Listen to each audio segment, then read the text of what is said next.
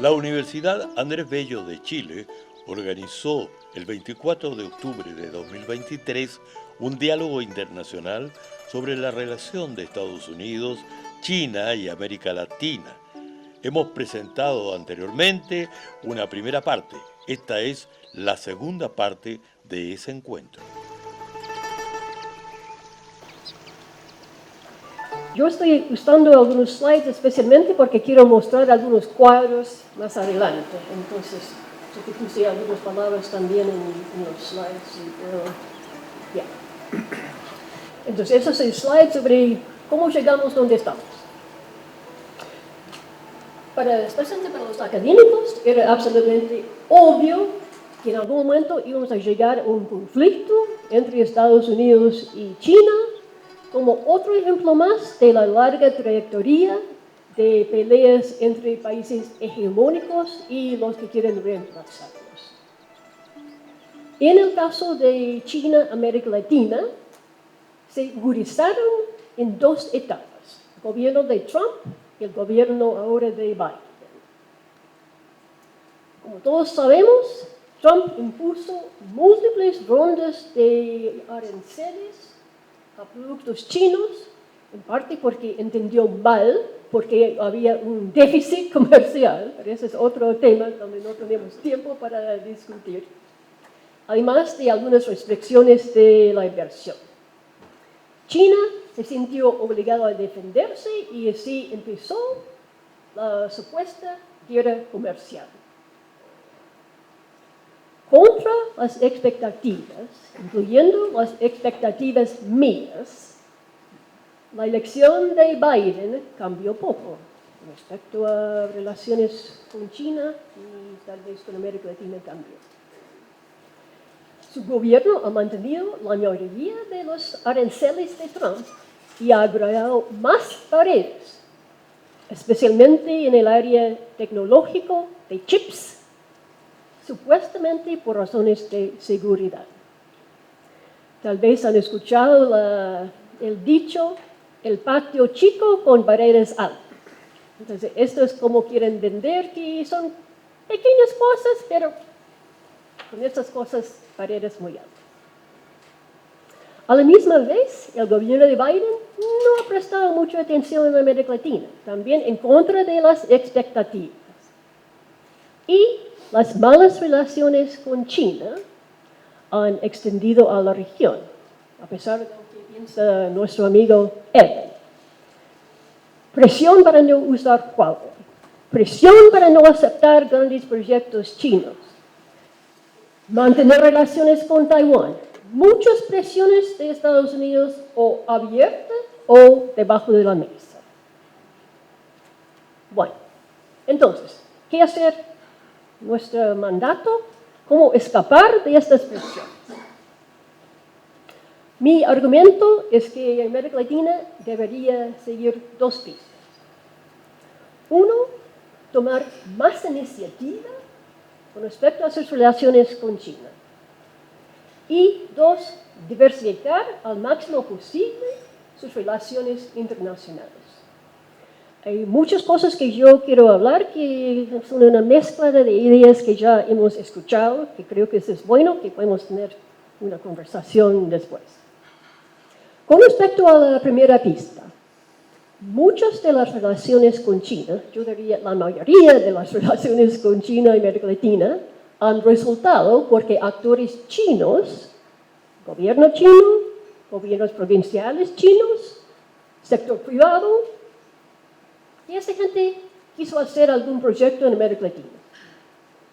Otros han hablado de que China viene con la lista cuando va a reuniones de CELAC, pero iniciativa china. La cosa es que hay excepciones, tanto en América Latina como en el resto del mundo, que muestran que actores locales pueden proponer exitosamente proyectos a actores chinos, en vez de ser pasivos todo el tiempo. Lo importante, como han dicho varios acá, es tener una estrategia de desarrollo y negociar con China para conseguir una contribución a los planes locales. interesante que varios han dicho que realmente sería mucho mejor hacerlo en forma conjunta, pero sin regionalismo, que está en un punto muy bajo hoy en día, hay que hablar un poco de lo que pasa con países individuales. Con respecto a esta idea de tener influencia con China, hay un proyecto muy interesante que algunos de ustedes pueden conocer. Los que no lo conocen, lo puedo recomendar mucho. Es un proyecto del Carnegie Endowment que se llama China Local Global. Entonces es la idea de que los países pueden tomar la iniciativa, agency, esa palabra que usan en inglés. Tienen unos 20 estudios de países por el mundo en desarrollo, incluyendo 3 de América Latina. Estos 3, uno de Argentina, como actores locales, lograron traer inversión china al sector de energía, especialmente energía renovable. En caso de Brasil, parecido a algunas cosas que estaba diciendo Marco, que trajeron inversión china al sector industrial, incluyendo el sector automotriz. Y Chile, cómo traer inversión china al sector salud. Entonces, aunque puede ser mucho mejor hacer las cosas en forma conjunta, estoy de acuerdo con esto, pero hay que tener la idea que es posible que países individuales, si tienen una estrategia y una idea clara, que puedan negociar con China en vez de simplemente aceptar lo que China quiere hacer. La segunda pista que yo creo que es sumamente importante es tener una diversificación de relaciones internacionales y especialmente mantener buenas relaciones tanto con China como con Estados Unidos. Pero la pregunta, un poco en contra de algunas cosas que se han dicho acá y en algunos sentidos en la misma onda, ¿hasta qué punto es posible diversificar relaciones hoy en día?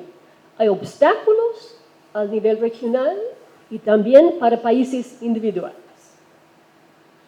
Al nivel regional, como hemos ya dicho varias veces, y como supongo que todos ustedes que están en esta sala saben, la economía china está creciendo mucho más lento ahora y esto tiene impacto en sus relaciones económicas internacionales. Bueno, vamos por países individuales y quiero mostrarles un cuadro más y después dejo mis slides de cuadro. Es decir, que además de estos problemas que todo el mundo tiene que enfrentar, algunos países de América Latina tienen más opciones en términos de diversificación que tienen otros. Algunos tienen problemas especiales.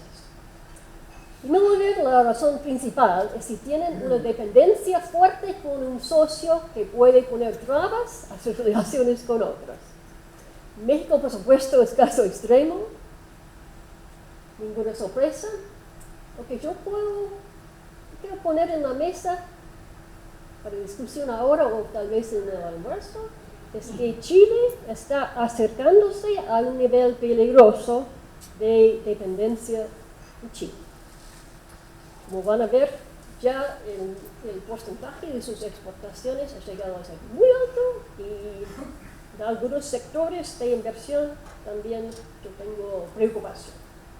Si miramos 4 países, mi último cuadro, creo que es un grupo interesante. México, todos sabemos que la dependencia de Estados Unidos es over the top.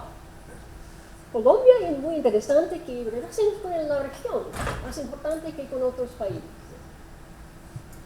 Brasil y Chile, su principal socio en términos de mercado de exportaciones, China, pero Chile mucho más que Brasil. Brasil más equilibrada, como lo voy a decir.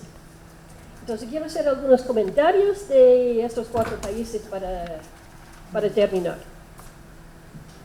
Entonces, realmente es difícil imaginar por múltiples razones que México pudiera tener alguna autonomía con respecto a su situación internacional. Con más de 80% de sus exportaciones yendo a Estados Unidos, entonces muy difícil. Además, lo que exporta México es en competencia con China. China no tiene ningún interés en comprar de México. Piensa que pueden hacerlo mejor en casa. ¿Por qué comprar de México? Entonces México tiene un déficit enorme con China porque importa muchas cosas, pero exporta casi nada.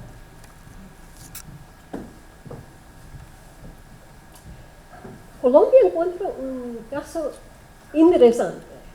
Colombia siempre fue conocido como el mejor amigo de Estados Unidos en Sudamérica. Pero un buen día, Trump metió la pata, como siempre estaba haciéndolo, empezó a criticar el gobierno conservador de Colombia, que decidieron tomar el teléfono y hablar más con China. Fue el único país grande de América Latina que casi no tuvo relaciones con China. Ya cambiaron y China ahora es el segundo socio comercial de Colombia y China está haciendo muchos proyectos de inversión, el metro de Bogotá, varias cosas de minería, y Huawei está ya muy fuerte, igual que en el caso de Brasil. Bueno, Brasil, otro caso interesante que ya hemos escuchado bastante de Brasil en el panel anterior. Brasil es lejos el socio más importante para China en América Latina y al revés, que China es muy importante para Brasil. Ya se ve que como 27% de sus exportaciones van a China y la inversión china muy importante en Brasil, especialmente en el sector energético. También en algunos otros sectores de manufactura. Y yo creo que es un punto interesante y tienes otra idea de que... Gracias, Fernando. Que también los países pueden presionar a China a venir a los proyectos que ellos quieren hacer. Yo creo que Brasil ha hecho bien esa tarea.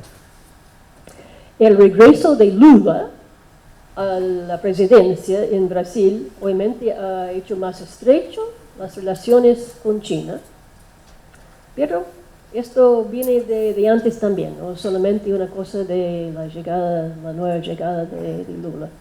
Brasil, por supuesto, tiene relaciones directamente políticas con China, siendo unos socios principales y miembros de BRICS y varias cosas más allá incluso de la economía. Bueno, algunos de ustedes pueden reconocer que eso es una versión nueva, updated, de mi capítulo en el libro de No Alineamiento Activo. Cuando yo hice los cuadros para el capítulo del libro, yo tenía la impresión de que Chile era el país con más opciones para diversificar. Pero cuando hice el update para esta presentación, no tanto. Ya mi preocupación, que casi 40% de las exportaciones chilenas van a China y otro 20% a otros países de Asia que están ya con muchas cadenas de valor con China. Yeah. Con Europa, muy poco sus exportaciones hoy en día, 7%. Esto es muy bajo en comparación con el pasado. Estados Unidos, 14%, lo que sea. América Latina está en una difícil situación hoy en día, tanto en términos políticos como en términos económicos. Una baja tasa de crecimiento que puede borrar los logros de décadas en América Latina. Un nivel de polarización casi tan mala que en Estados Unidos y un contexto geopolítico bastante con muchos desafíos. La tarea más importante de mi ver para los gobiernos de la región, tanto individualmente como en grupos, mejor, es diversificar sus relaciones internacionales En particular, tratar de atraer inversiones y comercio tanto de Estados Unidos como de China. En ambos casos, pero especialmente con respecto a China, sería importante tener una estrategia nacional y tratar de negociar con China en vez de seguir en forma tan pasiva como en el pasado. Particularmente después del último congreso del Partido Comunista, hay una transformación importante de objetivos, una reformulación de objetivos que están colocados en términos de cuáles son los polos predominantes de desarrollo económico a futuro. Y esto tiene que ver con la constatación que el propio Xi Jinping hace primero en el discurso dentro del Congreso y después un discurso en 6 de febrero y otro en abril, donde bajo el concepto de modernización plantea la mirada teórico-política de China respecto a lo que viene, como también las decisiones que cabe tomar. Y la constatación de las crisis latentes. Claramente las crisis están en dos áreas, que eran el fundamento del proyecto en la mitad de la pandemia o pospandemia. ¿Cuál era? Cuando llegan al Congreso. Nosotros tenemos, decía el anterior primer ministro, que apostar a un consumo interno porque tenemos una población suficientemente amplia y grande para construir un mercado interior que dinamice por sí mismo, con autonomía, nuestro desarrollo económico. Y el segundo circuito, aquel determinado por lo que ya hemos estado viendo, que es aquel relacionado con las exportaciones y la vinculación con el comercio exterior. ¿Cuál es la realidad que comienza a constatarse? Uno, que el consumo interno no es aquel cuyo dinamismo sea el que se esperaba.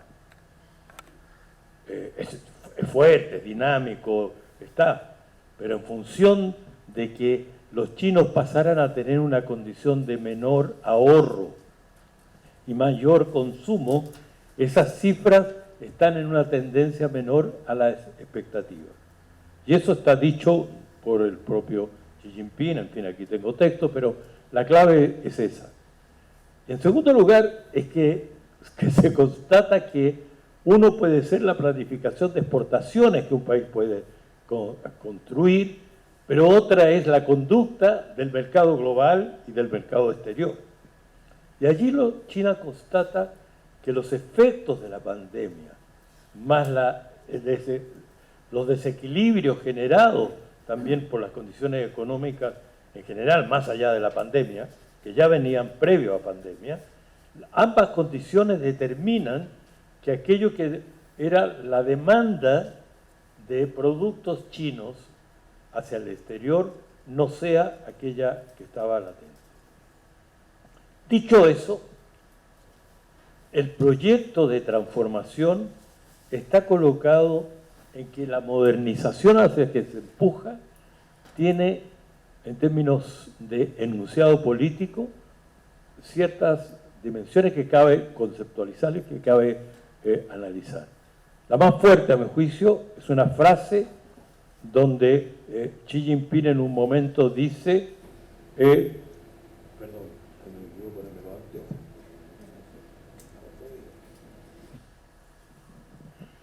6 de febrero el presidente Xi Jinping dijo: la modernización al estilo chino rompe el mito de modernización igual occidentalización y muestra un camino diferente hacia la modernización.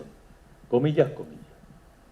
Cuando dice no es occidentalización, la pregunta es, entonces, ¿qué dice?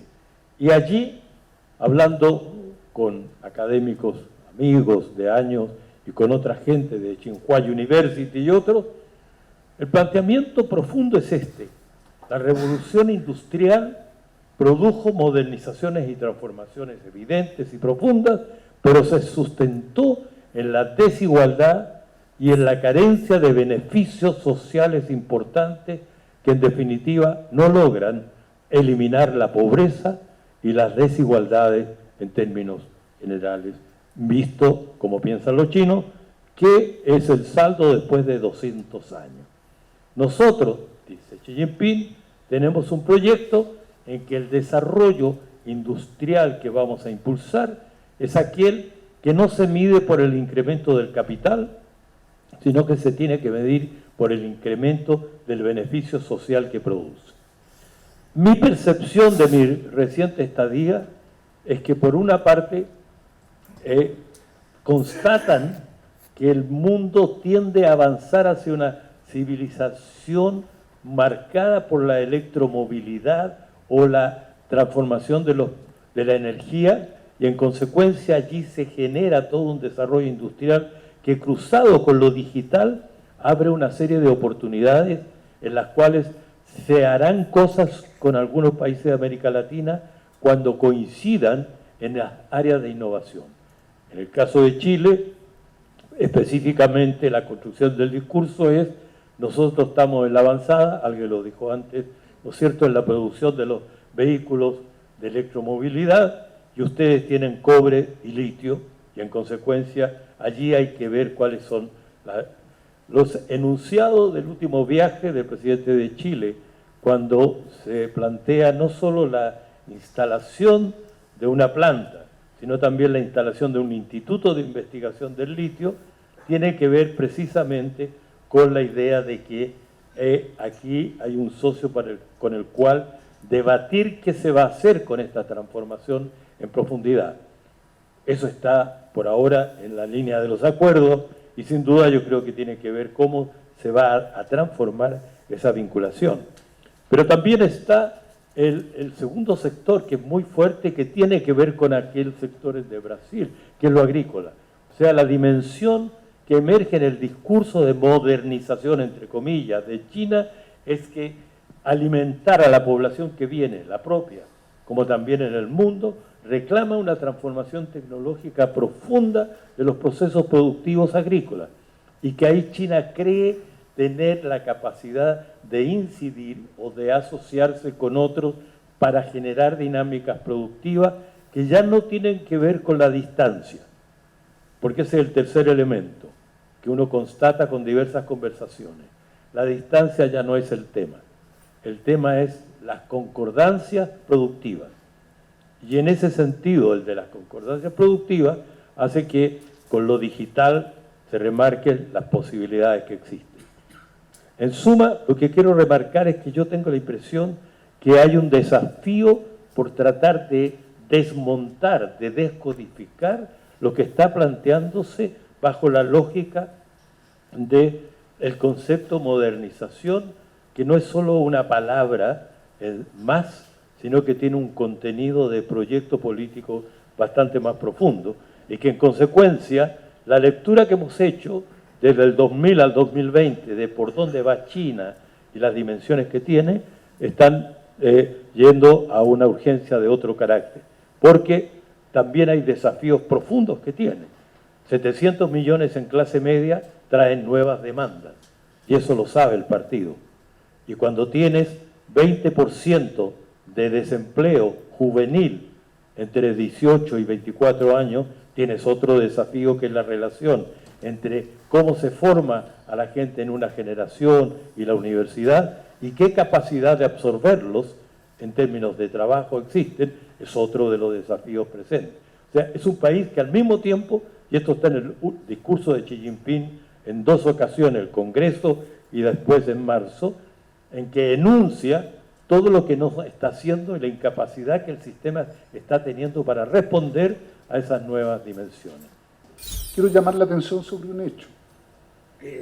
Este triángulo ha tenido también un canal institucional en algún minuto. En 2006, como muchos de ustedes sabrán, se crea el subdiálogo Estados Unidos-China sobre América Latina, donde Estados Unidos y China conversan sobre este hijo un poco descarriado cuyo amor se disputan, digamos. Entonces, eso se instala con Thomas Shannon, visita a Beijing, abril de 2006, y funciona más o menos ininterrumpidamente hasta el 2013. Noviembre de 2013, la primera mitad del segundo mandato de Obama, donde ahí definitivamente capota y no hay más reuniones.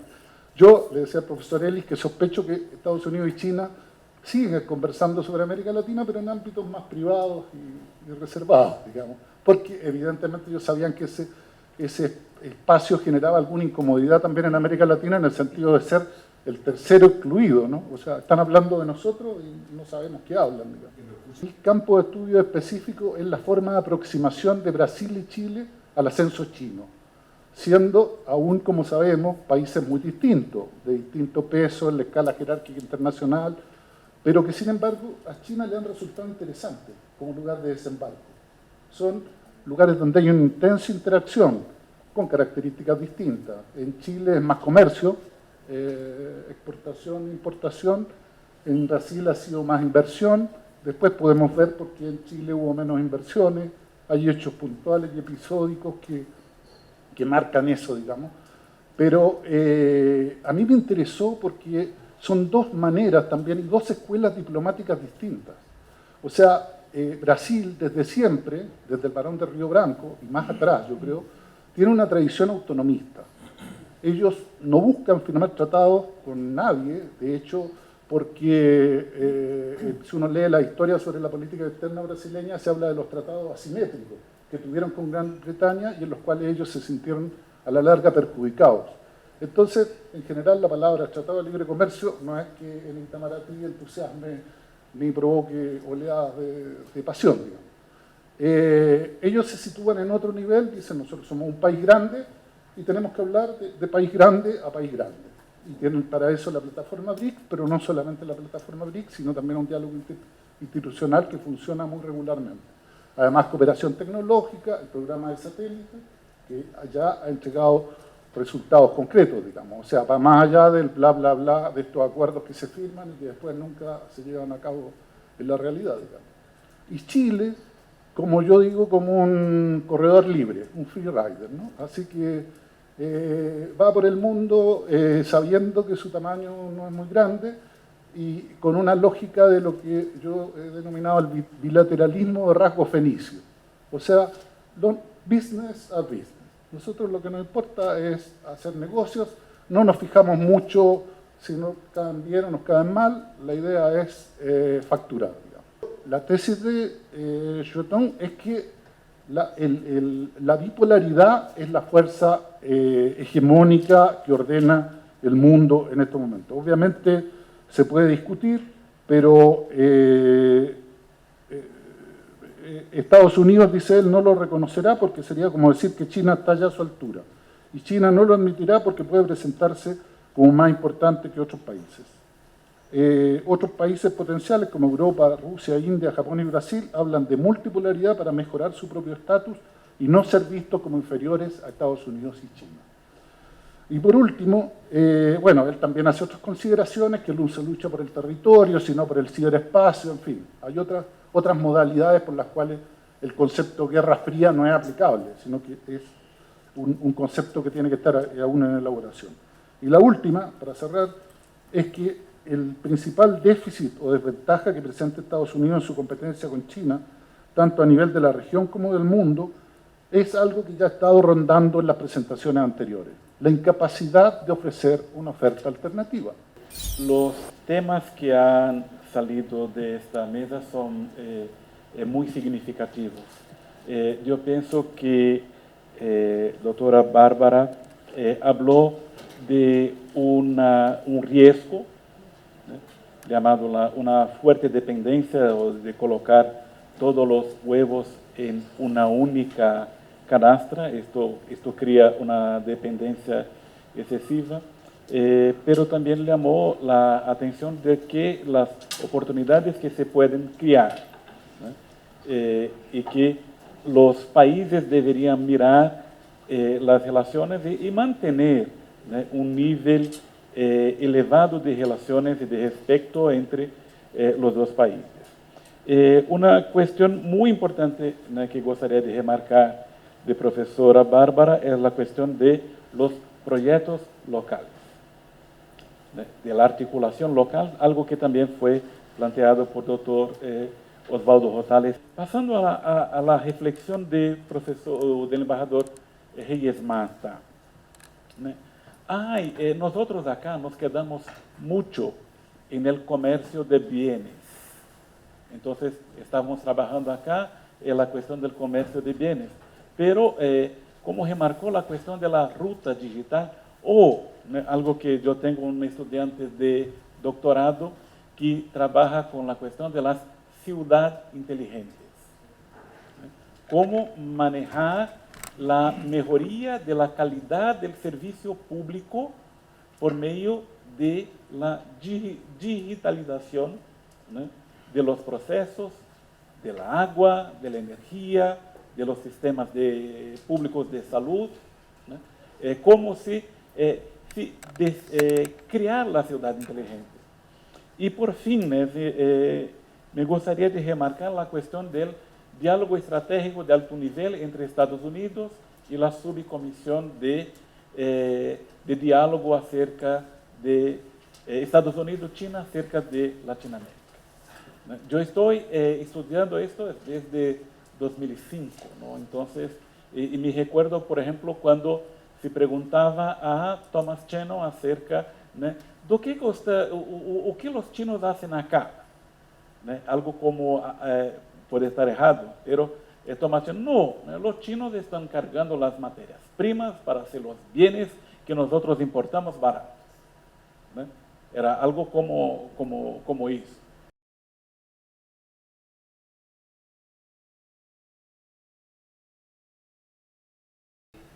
Y teniendo en cuenta que Chile ahora está por firmar un acuerdo con la Unión Europea, pero que no es de una gran envergadura, y eso es lo más que se puede, porque en Europa son rondas de 10 años, y por lo tanto del 7,2 a Europa pasaremos a 10, 12. No se ve tanto espacio para ese reequilibrio. ¿Cómo puede ver ese tema? Y la segunda pregunta es para Fernando. Gracias por la presentación, creo que es muy interesante los elementos y muy importante centrar en qué está pasando en China, pero yo noté que tu referencia al 20º Congreso del Partido Comunista partió en el capítulo 3,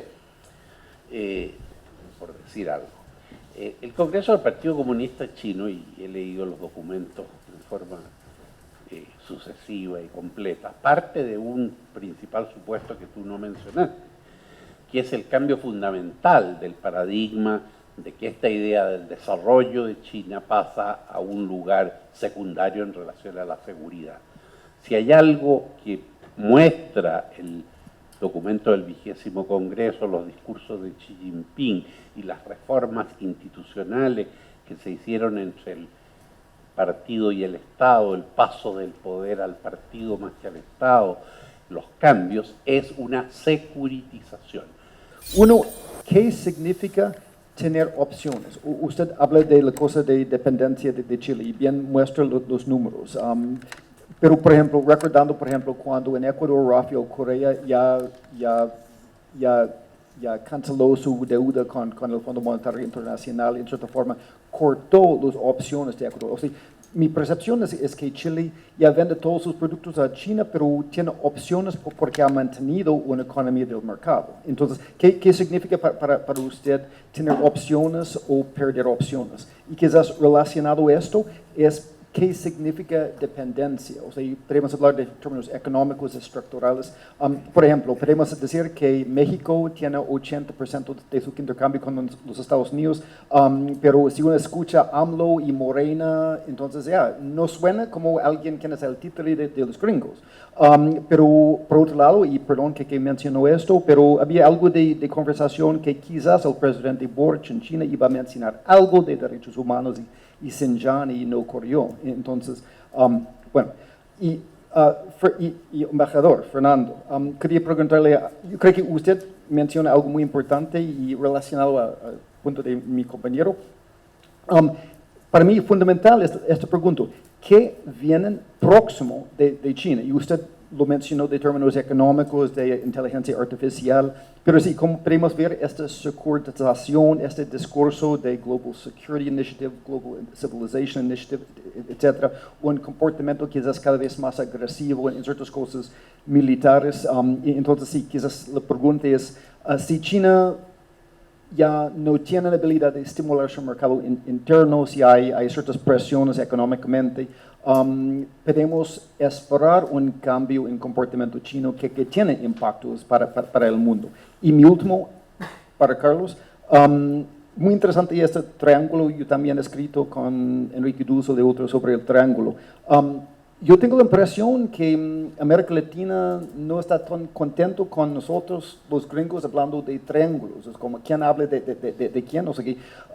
Y realmente América Latina quiere que los Estados Unidos y China estén conversando sobre qué hacemos con América Latina, o es mejor tener un marco de respeto en cuanto a reglas universales. Ok, muchas gracias a los expositores. Gracias, Carlos, por la referencia a mis trabajos. Tengo una pregunta para Barbara Stallings, pero probablemente también alguien más se entusiasme.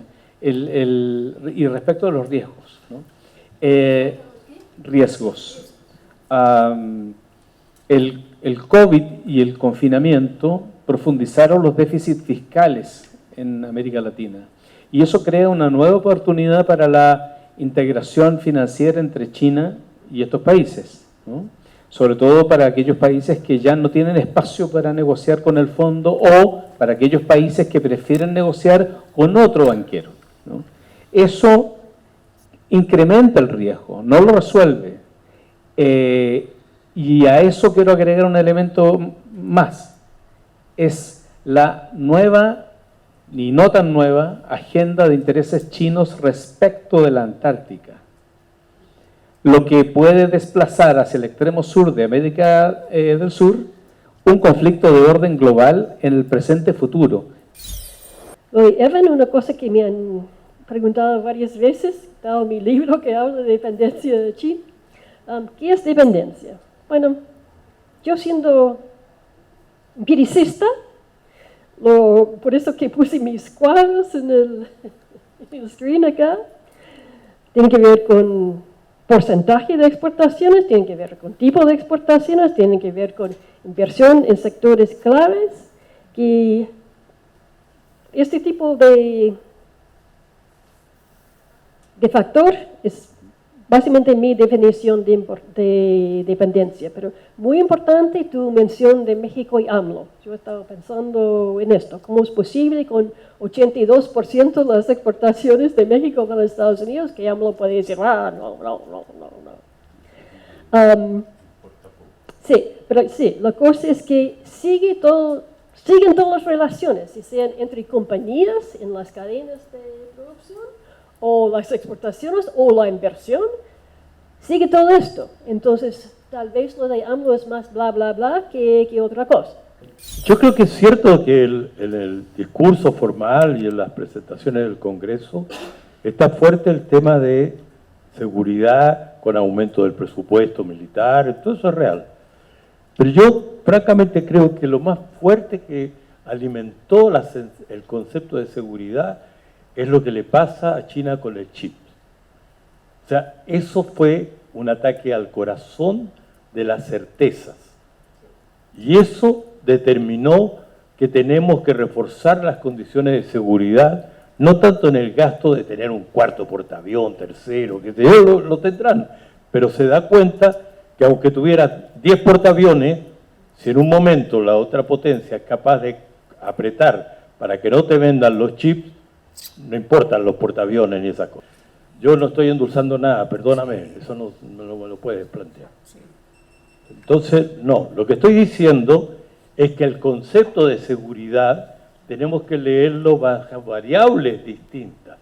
Y por supuesto que hay una situación en que el cumplimiento de las condiciones nuevas en las empresas tiene que ver porque no todas las empresas, especialmente las empresas públicas, estatales, han cumplido con las metas que se pensaban en la capacidad de adaptarse a la nueva situación económica. O sea, la cuestión principal es la incapacidad latente de absorber la economía digital, dicho en dos palabras, con los desafíos que esto trae. Ese es el tema de fondo. Mira, hay frases como esta, que tengo el texto aquí en la mano. La economía de China debe salvaguardar la seguridad nacional.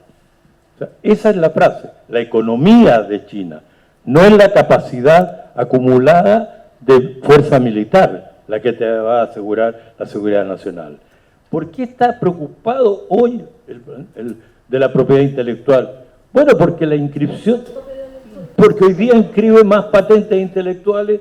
Por eso, cuando uno estudia China, ya no tiene que estudiar tanto el Consejo de Seguridad, hay que estudiar la Oficina de Propiedad Intelectual, que es allí donde se está constatando una serie de expresiones. Fíjense que dice, específicamente, leo a Xi Jinping, deberíamos tomar medidas activas para unirnos al acuerdo integral y progresista de Asociación Transpacífico, o sea, nuestro TPP, al acuerdo de Asociación para la Economía Digital, DEPA, que es Singapur, Chile, New Zealand. Y otros acuerdos económicos comerciales de alto nivel. Se deben llevar a cabo las reformas relacionadas para promover activamente la alineación con las reglas, regulaciones, prácticas y estándares relevantes. En consecuencia, esto es lo que le da sustento a lo que yo trato de remarcar, que más allá de la lectura de la dimensión de lo militar incrementado y el presupuesto, todo eso sabemos, hay una preocupación sustantiva en que la seguridad del país está en cuestión si no es capaz de dinamizar la economía a un nuevo nivel de desarrollo económico siglo XXI, para decirlo en dos palabras. Como desapareció esta instancia del subdiálogo, nos queda, por ejemplo, ya que los gobiernos decidieron frenarlo, podemos seguir recreando este subdiálogo, esta vez sí con la intervención de América Latina, en el espacio de la academia. Y de hecho lo hacemos cotidianamente, porque uno de estos grandes intelectuales chinos, Yang Xiaotong, fue formado en Estados Unidos, hizo la maestría y el doctorado en Estados Unidos, si no me equivoco. Entonces, hay interacción y flujos permanentes entre todas las partes. Pese al decoupling, todavía hay muchos estudiantes chinos en Estados Unidos. Algunos se van a quedar, otros van a volver, en fin. Hay que incentivar ese tipo de contacto para ir iluminando lo que los gobiernos no quieren que se ilumine. ¿Cómo se ve este nuevo escenario de inversiones, como es la inversión en plena pandemia en el tema de la electricidad, algo lo nombraba la profesora Bárbara, el tema de las nuevas expectativas con respecto a lo que va a ser el litio y cómo se va a manejar eso, y también el tema de la electromovilidad, que básicamente tenemos un transporte público en Santiago que funciona absolutamente distinto a lo que nosotros vimos en Santiago años atrás. Entonces, lo que hay es una dimensión bastante más profunda, siento yo, de una obsesión innovadora para demostrar que el proyecto socialista fracasado en distintas instancias, especialmente la Unión Soviética, la vía de China, y por eso que la frase tan general que siempre dice el socialismo con características chinas, tiene el trasfondo de una obsesión de que nosotros sí lo vamos a lograr. Es una cuestión interesante, ¿no? Que se podría hacer, ¿no? No solamente dos hablando de un tercero que somos nosotros, ¿no? O cómo se podría pensar, ¿no? Acerca para disminuir las tensiones, cómo articular las diplomacias de Estados Unidos, de los países latinoamericanos, ¿no? Que no fuera, por ejemplo, por medio de CELAC, que sea por medio de la Organización de Estados Americanos, ¿no? Porque la tensión es algo que no interesa a nosotros de acá.